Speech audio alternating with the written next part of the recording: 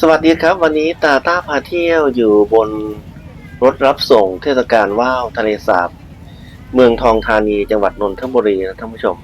วันนี้เราจะไปดูเทศกาลว่าวเขาจัดเป็นครั้งที่2นะท่านผู้ชมอยู่ริมทะเลสาบเลยนะท่านผู้ชมทะเลสาบสวยงามมากท่านผู้ชมอยู่ริมทะเลสาบของเมืองทองธานีเลยรถรับส่งฟรีนะท่านผู้ชมเราไปจอดรถตรงที่ลานจอดรถใช่ไหมแล้วก็จะมีรถรับส่งฟรีท่านผู้ชมเราไม่ต้องเดินนะเพราะปกติครั้งที่แล้วที่ตาต้าพาเที่ยวมาก็คือไปจอดตรงหน้างานได้เลยแต่ตอนนี้เขาไม่ให้จอดเขาให้เลี้ยวขวาแล้วก็ไปจอดตรงที่เขาจัดไว้จอดรถไว้ให้แล้วก็เราก็นั่งรถเข้ามานะท่านผู้ชมถึงแล้วไคเล็กนะคะท่านผู้ชมไคแปลว่าว่าวนะเล็กแปลว่าทะเลสาบก็รวมๆก็คือว่าวริมทะเลสาบเทศกาลว่าวริมทะเลสาบอะไรประมาณนี้ท่านผู้ชมอิมแพคเมืองทองธานีท่านผู้ชมก็จะมีเป็นบอลลูนด้วยนะท่านผู้ชมมีเป็นบอลลูนที่มาโชว์สร้างสีสันด้วยนะท่านผู้ชมเป็น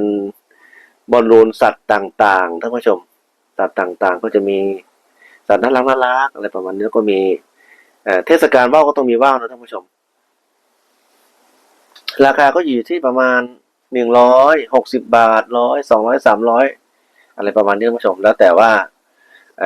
จะเลือกแบบไหนเนาะ60 บาทก็มีท่านผู้ชมแต่จะเป็นนกเล็กๆอะไรเงี้ยนกอินทรีนกอะไรสารพัดนกนั่นแหละแล้วก็จะมี100 บาทหลายราคาท่านผู้ชมอันนี้ก็จะเป็นบอลลูนท่านผู้ชมบอลลูนที่เอามาสร้างสีสันอันนี้เป็นหมาท่านผู้ชมหมาเหมือน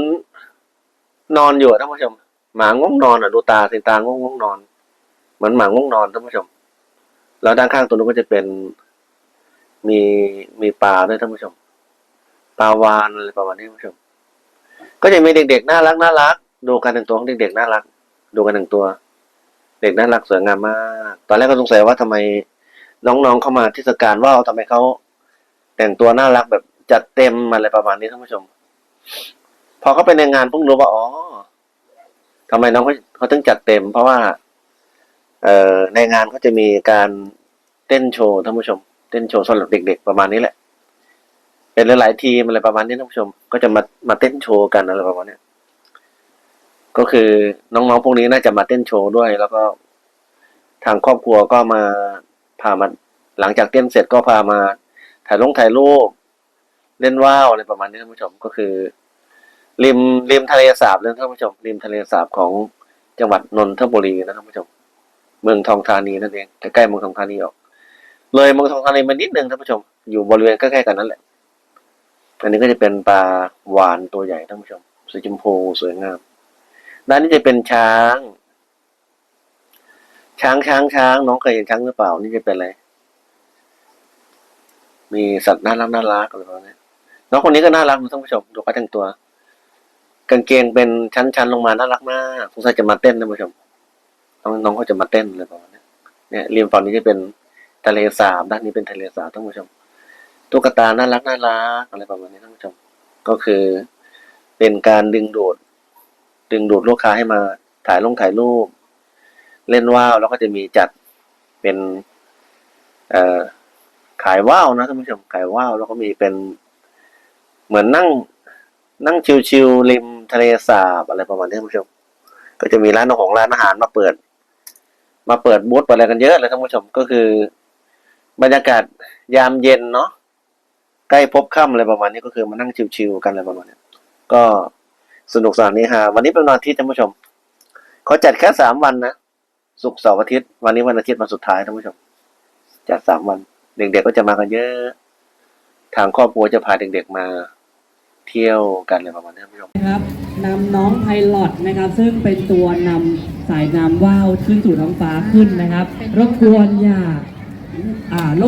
ขวางรันเวย์ดีกว่าอย่าขวางรันเวย์วิ่งว่าวนะครับเพื่อให้น้องไพลอตของเราติดลมบนได้ง่ายนะครับรบกวนอยู่ด้านข้างนะครับขอความกรุณาอยู่ด้านข้างนะครับเพื่อให้ทีมว่าวของเราได้วิ่งว่าวขึ้นสู่ท้องฟ้านะครับได้ง่ายขึ้นนะฮะรบกวนขอความกรุณาผู้ปกครองทุกท่านด้วยนะครับโอเคค่ะเพื่อความปลอดภัยของทุกท่านนะคะขออนุญาตเรียนเชิญทุกท่านออกจากนอกพื้นที่ก่อนนะแล้วก็อยู่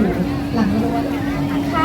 ข้างๆเดี๋ยวเราจะทดลองนำตัวว่าวนำล่องขึ้นโอเค ทีม24 ค่ะ กับน้องเอวาพร้อมแล้วค่ะ ขอเสียงปรบมือให้น้องเอวาค่ะ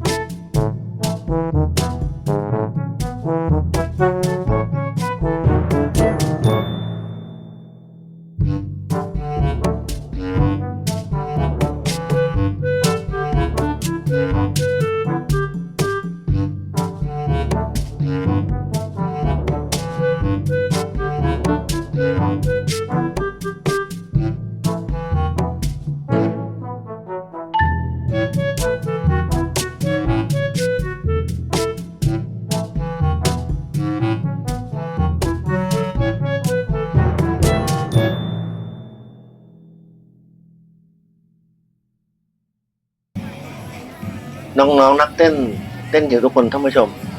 ไม่น่าเชื่อว่าเด็กไทยนี่จะเต้นเก่งระดับ ถ้าพูดนี่ก็คือระดับโลกเลยท่านผู้ชม เต้นเก่งมากแล้วมีหลายทีมด้วยนะท่านผู้ชมมีเป็น10ทีมเลยนะแต่ตาต้าพาเที่ยวก็เลยถ่ายบางทีมมาให้ดูแค่นั้นก็คือไม่ได้ถ่ายทั้งหมดนะท่านผู้ชมอันนี้จะพาทุกท่านเดินชมว้าวต่างๆนะท่านผู้ชมราคาหลักร้อยก็มีไม่ถึง100ก็มีนะท่านผู้ชมก็มีหลายร้านให้เลือกมากเลยท่านผู้ชมมีแบบน่ารักอะไรประมาณนี้ก็มีท่านผู้ชมเด็กๆเยอะมากบางทีเด็กๆก็จะมากับครอบครัวด้วยแล้วก็มาถึงว่ามาเต้นด้วยท่านผู้ชมมาเต้นด้วยแล้วก็หลังจากนี่ก็น่าจะมาเต้นด้วยเพราะว่าแต่งตัวสวยหลังจากเต้นเสร็จก็จะมาเลือกว้าวไปเล่นกันอะไรประมาณนี้มีเด็กๆเยอะแล้วก็มีผู้ปกครองมาก็เยอะนะท่านผู้ชมก็คือพาทุกท่านมาชมบรรยากาศเทศกาลว้าวเนาะอันนี้100ท่านผู้ชมนกอินทรีนกอะไรสีสันสดใสนะ100อันนี้ราคา100 บาทมีแมงกะพรุนด้วยท่านผู้ชมว่าวแมงกะพรุน60 บาทท่านผู้ชมว่าวแมงกะพรุน60 บาทว่าวนกฮูกว้าวมีสารพัดเลยท่านผู้ชมเยอะแยะมากมาย งานเลี้ยงย่อมมีวันเลิกลาท่านผู้ชม ได้เวลาจะกลับบ้านแล้วตาต้าพาเที่ยวก็เลยต้องรอขึ้นรถรับส่งนะท่านผู้ชมรถรับส่งที่จะไปส่งที่ลานจอดรถท่านผู้ชมลานจอดรถก็อยู่ไกลพอสมควรก็คือ เราว่าจะเดินไปก็กลัวเสียเวลาก็เลยนั่งยืนรอดีกว่า เพราะว่าเนี่ยเขารับจากฝั่งนู้นมาเขาก็มารับเรากลับไปที่ลานจอดรถแล้วก็นั่งรถกลับอะไรประมาณนั้นท่านผู้ชมคลิปนี้ก็คงจะมีประมาณนี้ท่านผู้ชม ก็ขอให้ทุกท่านมีความสุขมากๆอย่าลืมกดไลค์กดแชร์กดติดตามให้ตาต้าก่อนเที่ยวด้วยนะครับท่านผู้ชมคิดสิ่งใดก็ทรงความปรารถนาทุกการนะครับ สวัสดีครับ